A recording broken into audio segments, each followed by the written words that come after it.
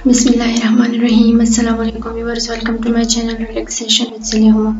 As you know, I always try to share informative content with you people. So if you are new on my channel, then go and subscribe it.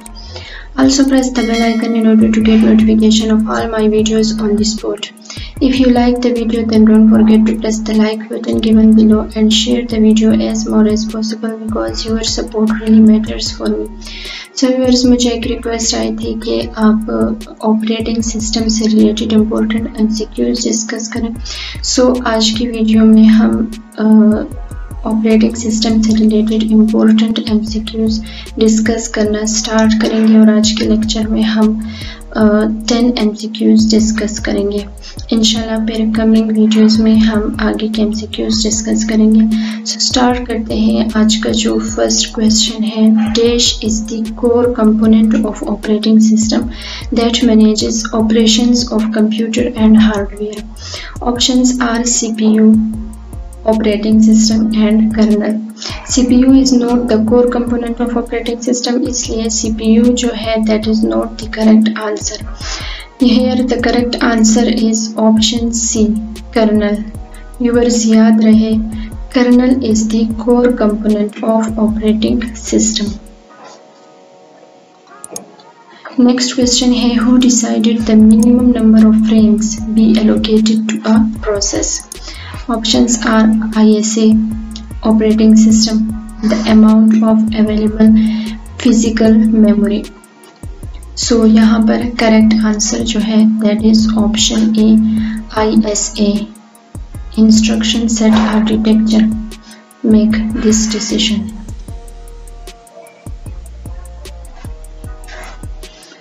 Third है, which module gives control of CPU to the process selected by the short-term scheduler? First option है scheduler, second है interrupt and third है dispatcher. So यहाँ पर correct answer जो है that is option C, dispatcher.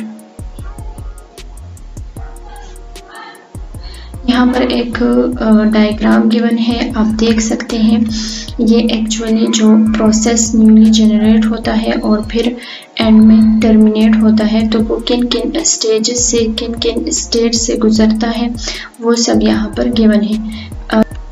ये states ज़्यादा भी हो सकते हैं, लेकिन जो बेसिक स्टेट्स हैं वो ये 5 हैं। फर्स्ट है न्यू, नाम से ही जाहिर है जब प्रोसेस न्यूली जनरेट होता है। इसके बाद है रेडी स्टेट, न्यू से फिर वो जाता है एडमिट होता है into ready state. Ready state यानी कि वो बिल्कुल एग्जीक्यूशन के लिए अब तैयार है, बस उसे सीपीयू मिलने की देर है। जैसे ही उसे सीपीयू मिलेगा उसकी एग्जीक्यूशन स्टार्ट हो जाएगी। रेडी स्टेट से फिर प्रोसेस जाता है रनिंग में, यानी कि उसे अब सीपीयू मिल चुका है और उसकी एग्जीक्यूशन स्टार्ट हो गई है। ड्यूरिंग एग्जीक्यूशन अगर कोई इंटरप्ट आ जाए तो प्रोसेस वापस जाएगा रेडी स्टेट में, फिर से इंतज़ार करेगा सीपीयू का। और अगर इंटरप्ट ना आए तो जो प्रोसेस होगा वो कम्प्लीटली एग्जीक्यूट हो जाएगा और यहाँ से टर्मिनेट हो जाएगा। और अगर उस प्रोसेस को इनपुट आउटपुट की ज़रूरत हो तो फिर वो जाता है वेटिंग स्टेट में और अपना इनपुट आउटपुट कंप्लीट करने के बाद वो वापस जाएगा रेडी स्टेट में और सीपीयू का वेट करेगा। व्यूअर्स, यहाँ पर एक और स्टेट भी होता है जिसे कहा जाता है सस्पेंडेड वेट। वो किस लिए यूज़ होता है? अगर किसी रीज़न की वजह से ये वेटिंग क्यू जो है ये फुली फिल हो जाए, इसमें मज़ीद जगह ना हो, तो फिर उस सस्पेंड वेट में प्रोसेसेस को रखा जाता है। सो हमारे पास 3 टाइप ऑफ शेड्यूलर्स होते हैं। एक होता है लॉन्ग टर्म शेड्यूलर, वो कहाँ पर यूज़ होता है? वो न्यू और रेडी स्टेट के बीच में होता है। उसका क्या काम होता है? वो न्यू क्यू से जो प्रोसेस है वो पिक करता है, रेडी स्टेट को देता है। सो यहाँ पर यूज़ होता है long term scheduler. Second scheduler है शॉर्ट टर्म शेड्यूलर, जिसे हम डिस्पैचर भी कहते हैं। वो कहाँ यूज़ होता है? वो रेडी क्यू और रनिंग क्यू के बीच में यहाँ पर यूज होता है। उसका क्या काम होता है, वो रेडी क्यू से प्रोसेसेस उठाता है और इन्हें रनिंग स्टेट में डालता है। और जो थर्ड है मीडियम टर्म शेड्यूलर, वो कहाँ पर यूज होता है, वो वेटिंग स्टेट और यहाँ पर जो सस्पेंड वेट है उसके बीच में यूज होता है। वो वेटिंग स्टेट से प्रोसेस लेके सस्पेंड स्टेट में डालता है और फिर सस्पेंड स्टेट से प्रोसेस लेके वेटिंग में डाल देता है। सो ये 3 टाइप ऑफ शेड्यूलर्स हैं। यहाँ पर एक यूज होता है कौन सा, लॉन्ग टर्म शेड्यूलर। उसके बाद यहाँ पर यूज होता है short term scheduler between ready and running queue, and waiting और सस्पेंड वेट के बीच यूज होता है medium term scheduler. Next question है who provides an interface to access the services of operating system. हम जानते हैं कि जो नॉर्मल मोड है दैट इज यूजर मोड, और यूजर को डायरेक्टली ऑपरेटिंग सिस्टम के जो सर्विसेज हैं वो एक्सेस करना अलाउ नहीं है। सो अगर ऐसी सिचुएशन आ जाए कि यूजर को डायरेक्टली ऑपरेटिंग सिस्टम के सर्विसेज एक्सेस करना हो तो तब वो कैसे कर सकता है, थ्रू यूजिंग एपीआई और सिस्टम कॉल्स और असेंबली इंस्ट्रक्शंस। सो यहाँ पर करेक्ट आंसर है system calls. Through system calls ही हम ऑपरेटिंग सिस्टम को डायरेक्टली एक्सेस कर सकते हैं। सो यहाँ पे जो डायग्राम है वो गिवन है, नॉर्मल मोड में है system that is user process यानी कि user mode. User process execution और यूजर ने यहाँ पर सिस्टम कॉल कर ली है। अब क्या होगा, जो मोड है यूजर मोड वो ट्रैप हो जाएगा इनटू कर्नल मोड। सो यहाँ से हम आए कर्नल मोड में और मोड बिट जो है वो यहाँ पे कन्वर्ट हो गया to 0। Execute system call, so return काम हो गया, यानी कि यूज़र ने ऑपरेटिंग सिस्टम के जो सर्विसेज हैं वो एक्सेस करनी है, उसे जो भी करना था वो सब हो गया है। और अब यहाँ से वापस रिटर्न होगा, रिटर्न फ्रॉम सिस्टम कॉल।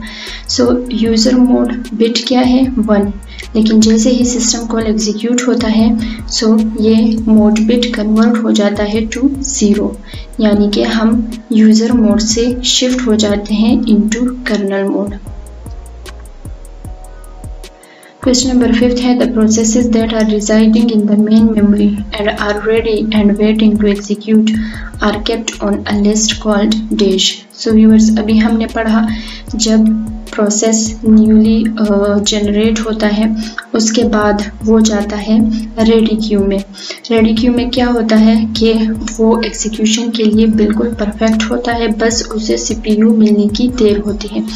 सो यहाँ पर पूछा गया है कि जब एक प्रोसेस मेन मेमोरी में जाता है और उसे फिलहाल सीपीयू नहीं मिला होता, वो सीपीयू का वेट कर रहा होता है, तो वो कहाँ पर पड़ा होता है, जॉब क्यू में, रेडी क्यू में या एग्जीक्यूशन क्यू में। करेक्ट आंसर है option B, ready queue. The interval from the time of submission of a process to the time of completion is termed as dash। जब एक process RAM के अंदर जाता है और जिस टाइम वो इंटर होता है रैम में और फिर जिस टाइम उसकी एग्जीक्यूशन कंप्लीट हो जाती है और वो वापस आता है सारे के सारे जो स्टेट्स हैं उससे गुजरने के बाद जब वो टर्मिनेट होता है, तो इस पूरे टाइम ड्यूरेशन को क्या कहते हैं, response time, turn around time या थ्रूपुट। करेक्ट आंसर है option B, turn around time. Next question है the advantage of multi processor system is dash, increased throughput, data collection, expensive hardware. Correct answer है option A, increased throughput. Multi processor system मतलब जब हम एक ही system में more than 1 processors लगा लें। Next question है processors are classified into different groups in dash, round robin scheduling algorithm, priority scheduling algorithm या multi level queue scheduling algorithm. Correct answer is option C in multi level queue scheduling algorithm. जो हमारे process होता है उन्हें हम different groups में divide कर देते हैं, क्लासीफाई कर देते हैं। Which algorithm is defined in time quantum? Shortest job scheduling algorithm, round robin scheduling algorithm या priority scheduling algorithm? Correct answer is option B round robin scheduling algorithm में हम टाइम क्वांटम डिफाइन करते हैं।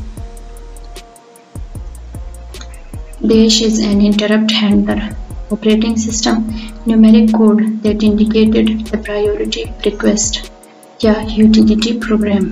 So viewers याद रहे utility program is an interrupt handler। So आज के लिए इतना ही काफ़ी था। इंशाल्लाह नेक्स्ट वीडियो में हम आगे के MCQs डिस्कस करेंगे। अगर आपको वीडियो अच्छी लगी हो तो प्लीज़ वीडियो को लाइक करें, चैनल को सब्सक्राइब करें, हमारे साथ रहें। अभी के लिए इजाज़त दें। खुदा हाफिज़।